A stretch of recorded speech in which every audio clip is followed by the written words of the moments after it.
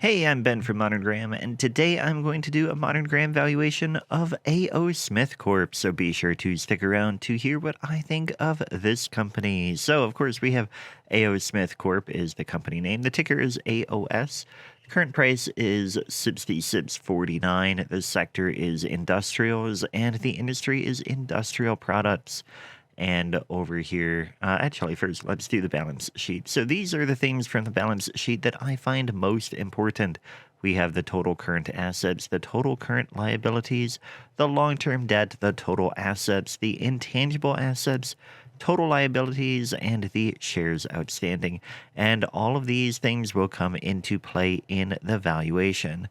Now, over here, we have a chart showing the last 30 years of earnings in blue and dividends in red. And you can see earnings have gone up very well, and so have dividends. This is a dividend aristocrat. So that's why we're looking at it today. Coming down here, we can see the details in the earnings, and you can see the earnings per share diluted have been on the rise. But what I find more important is this column, the earnings per share Modern Graham. That is a normalized earnings, taking a weighted average of the last 5 years, with the most weight on the current year and the least weight 5 years ago. So that can smooth out the business cycle a little bit more, so you can see the general trend long term. And there you can see that we have had a very steady growth in earnings, with the exception of a couple jumps here and there. But overall, it has been very smooth on the way up, which is reflected by the chart as well that I showed a minute ago. But over here, we have dividends, and the details on the dividends. The dividends per share have really grown. 20 years ago, they were 10 cents per share. Today, they are $1.14. Dividend growth, again, has been consistent. I mean, it hasn't been consistent in the amount they grow, but every year they have grown that dividend for a very, very long time. And that is something that we really want to see when we're doing dividend investing. You want to be able to invest, say, at 5.85 almost 20 years ago, and now be getting a dividend per share that is 25% of your cost basis. I mean, that's ideal for when you are investing, but that is what we like to see. We want to see that dividend growing. Dividend yield itself has been steady in the about 1 to 2% range. Dividend payout ratio, that fluctuates because as the earnings fluctuate a little bit, but they are putting a strong emphasis on their dividend, that will make that dividend payout ratio go up and down. But it has been relatively steady in the 20 to 40% range, it looks like. The latest year, it is quite a bit high because, well, it just is. The dividend payout ratio in 22 is rather high because that dividend, or the earnings per share, dropped in 22. They expected, or the analysts expect it to go back up for 23. Now, looking at stage one of the analysis, we want to see if the company is suitable for the defensive or enterprising investor. And remember, the defensive investor is one who is not willing to do extensive research into individual investment opportunities. And so they have a strict set of requirements that a company must pass before the defensive investor will consider it. So let's take a look here. The market cap has to be over $2 billion. It passes that. The current ratio has to be over 2. It is currently only 1.84, so it fails that. Earnings stability, it has to pay a positive, or it has to have a positive earnings for 10 straight years. It passes that. Dividend, it has to have dividend payments for 10 years. It passes that. Earnings growth, it has to increase the earnings by 33% in the past 10 years. It has done that significantly, so it passes that. Price to earnings ratio, that is the price to earnings with the weighted average, that EPS MG, earnings per share Modern Graham, on the bottom of the ratio, and that comes to 25.97, which is more than the maximum for the defensive investors, so it fails that test. Price to book ratio has to be under 2.5. Here it is 5.62. And if you look at the alternative approach for this test, you get price to book times price to earnings. Has to be less than 50. Here it is 145, so it fails. And if you've been keeping score, you know that we've reached only 4 points out of the maximum 7, so this one is not suitable for defensive investors. But there's also the enterprising investor. The enterprising investor is willing to do additional research into a company, so their tests aren't quite as restrictive. And so let's take a look. Current ratio only has to be over 1.5. Here it is 1.84. Debt to net current assets have to be under 1.1. Here it is 0.44. It only has to have 5 years of earnings stability. It passes that. It pays a dividend, so it passes that test. And earnings growth has to be greater than it was 5 years ago. It does pass that, giving us a total score of 5 out of 5 points. So this one is suitable for enterprising investors. Now, if you are enjoying this video, please take a moment to like the video. That helps push it to more people who like content like you. Subscribe to the channel so that you can see more content from me. And of course, download the free valuation calculator found via the link in the pinned comment and the description below. And here's some testimonials from people who like the work that I have done. Stage 2 is to determine the intrinsic value. Now, the value, it's important to remember that the value is different from the price. The value is what the company is worth. The price is what the market is currently paying for it. And value, we want to calculate that using Benjamin Graham's intrinsic value formula, which provides a rough estimate of intrinsic value. And here, that formula is value equals earnings times 8.5 plus 2 times the growth rate. I've updated that to be the modern Graham value formula by putting that normalized earnings in there. So we have two variables to calculate, the earnings and the growth. So let's get to it. Earnings, we take, again, the last 5 years of earnings. We put the most weight on the current year and the least weight 5 years ago to get a current EPS MG of 250 SIPs. We take that and the figure from 5 years ago, and we calculate a total growth over those 5 years of 20.79%.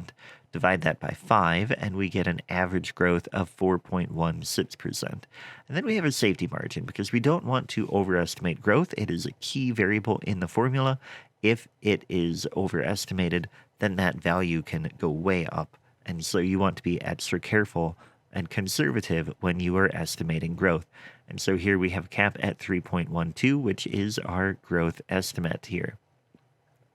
Then we plug those figures, those variables, into the formula, and we get a value of only 37.73. Now, the current price, again, is 60 SIPs 49, which is 176% of the estimated intrinsic value. So that gives it an overvalued rating. But there are some things you can look at further because, maybe you want to follow Warren Buffett's advice where you buy a great company at a good price, and that is fine. So let's take a look at a few other things. Now, the modern Graham value based on 3% growth would be 37.13. Based on 0% growth, it would be 21.77. If you take the current price and plug it in for value and then solve for growth, then you get the market implied growth rate of 8.73. So that is another way of looking at this. If you think that that is higher than what the company will achieve, then that would be an indication that the company is overvalued. Another indication there. Then moving on to the modern Graham grade. This takes into account additional factors rather than just relying on that intrinsic value calculation. So investor suitability, it gives 1.5 points for being suitable for the enterprising investor, 0 for being it is overvalued, so it doesn't get any points there. It is not trading below its Graham number, which we'll talk more about that in a moment. So get 0 there. It does have long-term dividend growth, so it gets a point there. It does not have a dividend yield above 2%, so it gives 0 points there. It gets 0.5 point for trading below its price to earnings industry average, and 0 for trading below its net current asset value. It is not doing that. So it only gets 3 points, which is a B- grade. Now, stage 3 is further research. Perhaps you've gotten to this point and you've decided that it is suitable for your investor type and you're okay with the valuation. Then the next step is to determine if it is suitable for your individual portfolio and your individual investing goals, and that's where further research will come into play. Net current asset value formula, the NCAV, that is a floor for your value. A company should never be trading below its net current asset value because that is a liquidation value that investors or shareholders could go in and take the current assets and pay off every single liability and then still have that much money left to pay to investors. Now, here, that is way below the current price, so that doesn't apply too much here. The Graham number formula is a formula derived from those defensive investor requirements in order to put an actual number on that so that it is easier to compare to the current share price and very quickly compare the company to that. The Graham number in this case is 29.96, which again is well below the current price of 66.49. Now, again, the PEMG is currently 25.97. The current ratio is 1.84. The PB ratio is 5.62. The dividend yield, 1.79. It has paid a dividend for 31 consecutive years, or it has grown its dividend for 31 consecutive years. That is very impressive. And here are some figures about share buybacks. It has been increasing the share buybacks, which could be part of what is propping that price up above its value. And there's been one insider buy the past 3 months. Now, looking at the chart, this is stage 4 of the analysis, and it's important to note that you never want to engage in technical analysis when you are trying to determine the value of a company. Value can only be determined by fundamental analysis, but technical analysis can come into play in your intelligent investing when you're trying to find the right entry point or exit point and maximize your profits. And one way that I go about doing that is I look at, here's the daily chart. I look at where the market is moving, and you can see that it kind of has stalled out in the like 65 to 70 range. It's really trading in this range here. And down here you have the relative strength index. You can see where it rose way up here in early February, which made it a little bit overbought. And then it came back down a little bit and hit into that range. And that strength index has been very steady in that time where it's just kind of like right in the middle. Here we have the Bollinger Band's width, and you can see that when it jumped, that width went way up, and then it consolidated and it has dipped back down. And then about here, you can see that there's a little bit of a squeeze in those Bollinger Bands, and then it came out of that. But really, what I see here is a company that's trading in a range here. And what I would anticipate is that when that relative strength comes down, might be a good time to get in because it is going up and down. But on the other hand, we know from our analysis that this one seems to be overvalued. So it also could be that at some point it might break through on the downside of this range and come back down. But it'll be interesting to see what happens with that. And I hope you enjoyed this video. Be sure to click on the video on the screen. It will take you to another analysis that I'm sure you will enjoy. But thanks for watching, and I will catch you next time. Take care.